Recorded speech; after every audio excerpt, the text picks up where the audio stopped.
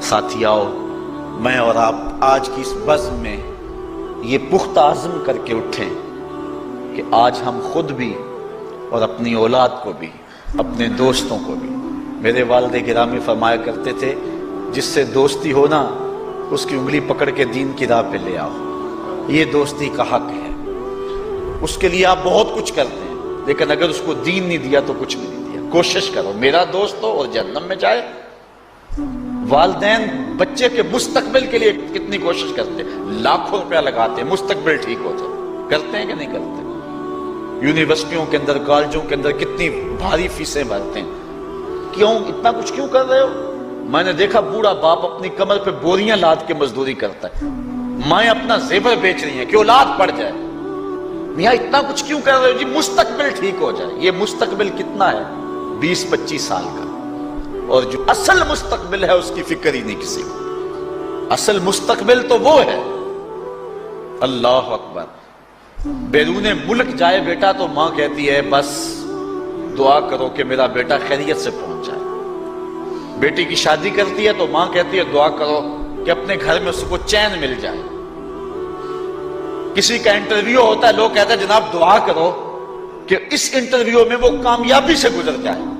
میں کہتا ہوں جب قبر میں اترتا ہے پھر کسی نے آ کر کبھی نہیں کہا کہ دعا کرو مشکل گھڑی آ گئی ہے خیریت سے گزر جائے۔ اصل امتحان تو یہ ہے، اگر اس امتحان سے گزر گیا تو کامیابی اور بامرادی۔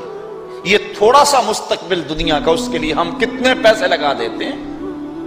سب کچھ اولاد کو آتا ہے، ہر شے فر پڑھتے اور بولتے ہیں، دعائے قنوت بھی نہیں آتی ہوتی۔ تو ہم اپنی اولاد کے لیے دین کا تحفہ اس کو کبھی نہ چھوڑیں۔ اللہ اکبر، کوشش کریں، محنت کریں۔ حضور نبی رحمت صلی اللہ علیہ وآلہ وسلم نے ان بد عمل واعظین کی بات بھی کی ہے کہ جو لوگوں کو نیکی کا حکم دیتے ہیں اور خود اس پہ عمل نہیں کرتے۔ آج ہمارے کچھ واعظین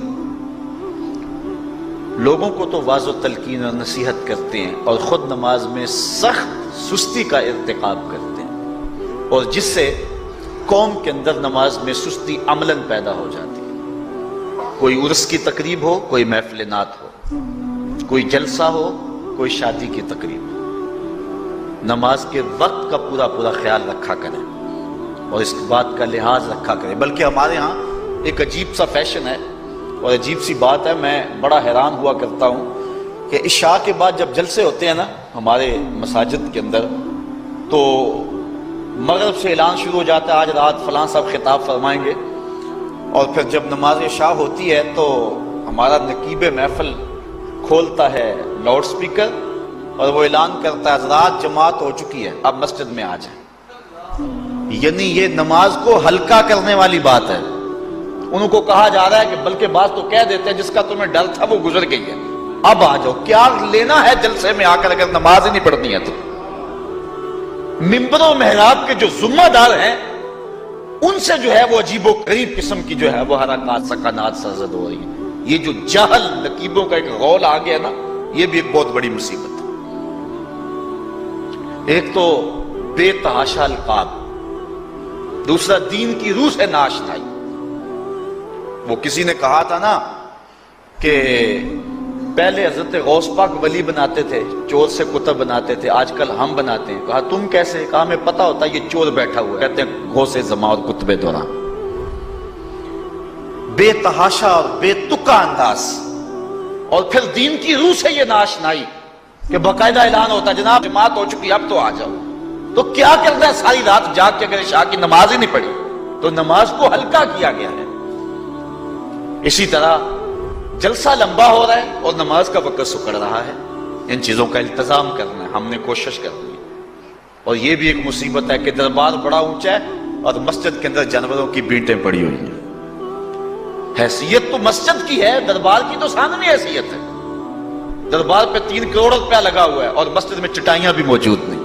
اپنے بھی خفا مجھ سے ہیں بیگانے بھی ناخوش، کہ زہر حلال کو کبھی کہہ نہ سکا کند، بات وہی کہتا ہوں سمجھتا ہوں جسے حق، نئے ابلہ مسجد ہوں نئے تہذیب کا فرزند۔